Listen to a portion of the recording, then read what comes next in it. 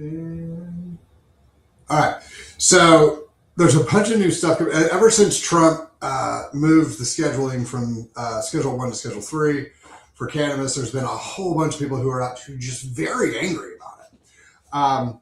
Now, let's couple this with some facts. Alcohol sales are down 34% across the market as far as restaurants and stuff like that goes. Gen Z is basically not drinking at all. My generation is really cutting back on drinking. I quit drinking. A bunch of my buddies quit drinking. So the alcohol lobby is very unhappy. They gave millions of dollars to Dan Patrick to kill the Delta 8 and Delta 9 in Texas. It was such a horrible deal, and it was going to make so many people, it was going to bankrupt businesses and do all sorts of terrible things, that they got it passed through the House and Senate. And Abbott was like, are you crazy? We're not doing this. He had to do it twice. Dan Patrick tried to push so hard, he got it twice. He had to get the bill banned twice.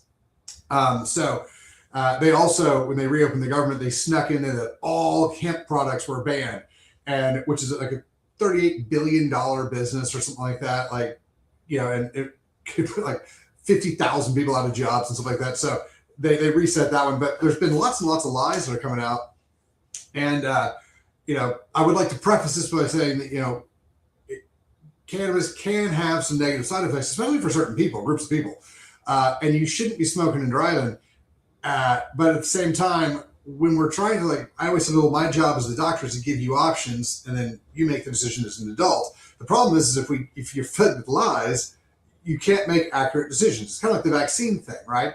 So now that everybody's getting the actual information, like according to McCullough, we're seeing a 60% drop. Like 60% of the parents are not doing the full vaccine schedule because they now know that, one, half of them aren't needed, and two, most of them are toxic. So as information, real information gets out, people can make real decisions. So that's kind of what this is for. So my favorite thing, my favorite lie that I've seen is the scromating. So apparently what they're trying to tell everybody is that if you smoke cannabis, you will throw up so hard you will scream for hours. You're going to be throwing up and screaming for hours if you use cannabis. That's not a thing. Like, the thing I think is hilarious about this is that it's not like cannabis is a new thing. Like, no one had ever heard of it. It's brand new. It's like the 60s and 70s. Like, we've been using cannabis for a long, long time as a people. And people have not been like that should be a known thing. You know what is a known thing? You're going to destroy a bag of Doritos. Like, you're going to get the munchies. Like, that's the thing that, you know, like, people are like, you hear about that and you're like, oh yeah, when these people smoke weed or smoke cannabis, they get the munchies. That's a thing. That's real. That's going to happen to a lot of people, which is actually a good thing for cancer patients, because a lot of times they need to keep weight on for their health. So it has upsides if you use it properly. But yeah, that's a real thing. Screaming and vomiting for hours is not a thing. Now, if you lace the cannabis with something toxic, okay, maybe in that case, but that's not the cannabis. That's the toxic thing you put with it. The other one that we've been seeing, so Dr. Amen, and I've quoted Dr. Amen's stuff before. I'm not saying he's a bad doctor. I'm just saying he's lying. He's doing this on purpose to trash cannabis. For what reason, I don't know. There's research out, and everybody's talking about how if you use cannabis, you will become depressed and it will eat your brain away and all these things. So based off Amen's research, let me break you down real quick what happened. So, and this is again back to my statement of there are certain people who shouldn't be using cannabis. What Dr. Amen did knowingly was he took a bunch of people, people with psychosis, people with depression, people with, you know, psychiatric disorders like that we know are caused by low dopamine to begin with. So that was the pool of people he used. Then he had them use cannabis, and then he showed that they had decreased dopamine function afterwards, and the decreased dopamine function led to lower blood flow. Lower blood flow led to neurologic decay, which is, we've known this for a long time. So what he then said was that anyone who uses cannabis, the cannabis will eat away your gray matter in your brain, and your brain will rot because of lack of oxygen because of the cannabis, which is not what his research showed at all, and it is not true. What happens if you take a group of people, psychiatric patients who have depression, have schizophrenia, have psychosis, have these things, they have a low dopamine production anyway. Now, either they have a low dopamine production or they break the dopamine down faster. So we're talking about COMT issues, MOA issues, so genetic function. So they're either not making enough dopamine or they break it down too quickly. So here's what happens. When you use cannabis, it releases dopamine. And so if you have a problem where you don't have enough dopamine and then you use a product to increase the flow of dopamine, we call this therapeutic. We're restoring normal levels of the product. So you don't have enough dopamine, you use cannabis, restores the normal amount of dopamine, and all of a sudden you're like, man, I feel great. Like my depression's better, my psychosis is better, like all my problems tied to low dopamine are better for a couple hours because I took something that increases the amount of dopamine that's released. So great. And so what ends up happening is the people who have these issues take this product, they feel significantly better, and they're like, oh my gosh, now I feel great. Okay, here's the problem. Two things on that. One, cannabis is not addictive at all. It's not chemically addictive. So what they had to do is they had to make up some new term. So they made up the term cannabis use disorder. And so one of the things they ask is, do you have to use cannabis to feel normal? Well, here's the thing. Anybody with these psychological disorders that have low dopamine, when you take something that increases your dopamine production, you are now normal. So by definition, when those people use cannabis, they then feel normal because they now are normal. Because they have a deficit, they restore the deficit, now they're at normal levels. And so they're like, yeah, it does help you feel normal. Oh, well, then you have a disorder. You have a problem. No, it's therapeutic. Like, oh, I have this pain and I use cannabis, the pain goes away and I feel normal again. My pain level goes back to normal. And they're like, oh, well, you have a cannabis use disorder because you have to use it to feel normal. So that's one thing. But back to the brain thing, if you have somebody who doesn't produce enough and then they take something, they feel better, well, here's the problem. You've now forced out more than they're normally going to do. So when you come back down, you're going to go lower than they were to begin with.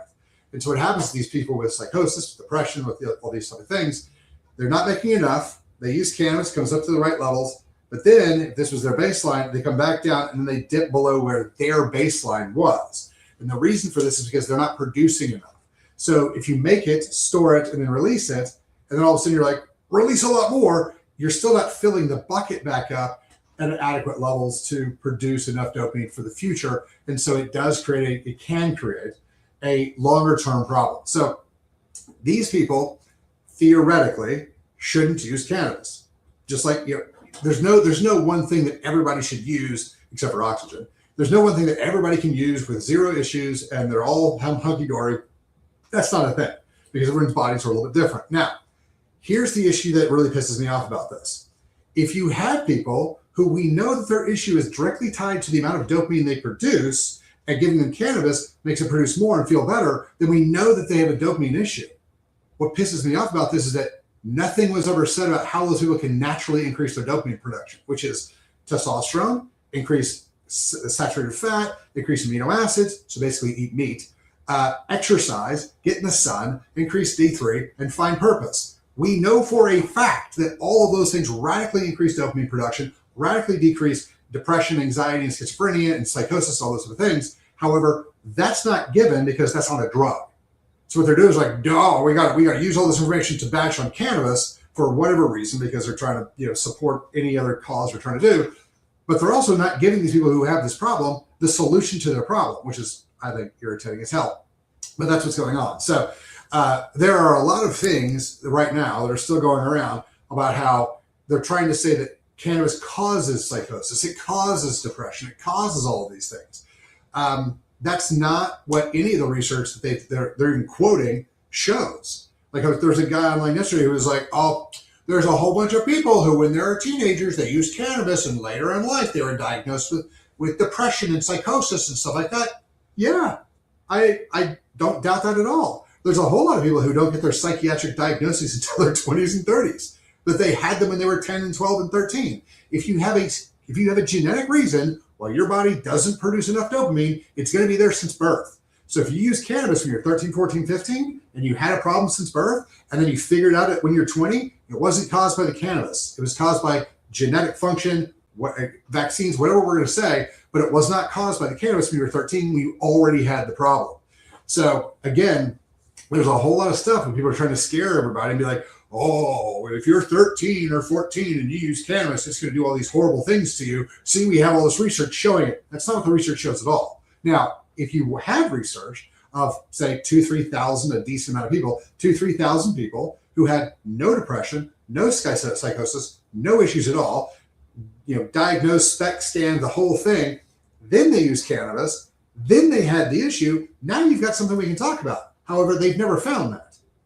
They've looked for it, obviously, they're looking for it right now, but they haven't found it. So what they did was they lied to everybody, hoping nobody would understand that depression, psychosis, schizophrenia, all those are low dopamine problems to begin with. So if your whole argument is that low dopamine caused low cerebral blood flow, causing gray matter to decay, I'm on board with that. That's really what happens. Now, coming back and being like, well, it was because of the cannabis. That's absurd. That is not what the research is showing, but that's what everybody's saying. So if you've read or you've heard or somebody's told you that it's a proven fact that cannabis causes psychosis or schizophrenia or depression or any of those things, that's a lie. So FYI. And if anyone starts telling you that, they read that, smoking cannabis now makes you scream and vomit for hours, that is also not a thing. So I don't know where these are coming from. A lot of this comes back from like, if you hear cannabis guys talk about reefer madness, they made a movie a long time ago. I don't remember what it was, but they said that cannabis would make you gay. It would make you rape people. It would make you steal things. It would make you do all horrible, terrible things. All of that was a lie. I hate to tell you this, but cannabis isn't going to make you gay or straight. It's not going to make you steal things. It's not going to necessarily make you rape anybody. It's, if you're talking about those things, you're probably talking about alcohol. Because alcohol, like we have this giant amount of research. We don't even have to do the research. Most people who've been in bars or have known people who've gotten drunk know that people get angry, violent, uncoordinated, all sorts of things when they consume alcohol. So again, it's one of those things where there's a lot of lies going on right now. And I think the majority of these things are coming because, people are not drinking alcohol. And a lot of people who are stopping the drinking alcohol are actually moving over to cannabis. So like there's been a lot of people that I know who have gone through and they've literally started using gummies, the strips that we have, something like that, instead of alcohol for a variety of reasons. Because it's funny because we have a bunch of these, my kids go to this really nice Christian school and I'm friends with all the moms and all the dads of the kids in my grade, like you always do. And as the moms started, using the strips and stuff, a lot of them quit drinking wine because they were like, sometimes it was 2 glasses, sometimes it was 3, or somewhere in between where I'd get a little loopy or I'd get a little slurry or you could smell it on me. But I know every time I take some of your strips, I take this much of your strip, it'll relax me and calm me down, everything's fine. And I know I can drive and I don't, my voice doesn't change, I don't get fat, all these things are great. So there's a lot of people who are making the transition from alcohol to cannabis because it is, by all definitions, a significantly lesser damage point than alcohol. Alcohol is way worse for you in every conceivable way than cannabis is. And cannabis has significant medical benefits as well. So that's what's really going on. So when you see all these anti-cannabis things, don't be like, oh, we've done new research and we found out that, it's X. No, it's all misinformation. It's the vast majority. I don't want to say all of it. I haven't seen all of it. But the vast majority of the stuff I've seen is all lies. It's all wrong. And they're just pushing it for whatever reason. They're trying to push it, but that's kind of where that is. If you guys have heard anything, I want to hear the stuff that you guys have heard, or forward me the clips and stuff that you guys have seen of some of this stuff or the articles, because I think it's hilarious. But anyway, not necessarily saying that everybody should start picking up cannabis, but if you are drinking alcohol, it is a safer transition, and I'll go through that any day you want to. So, but anyway, you guys have a fantastic day. Thanks for your time.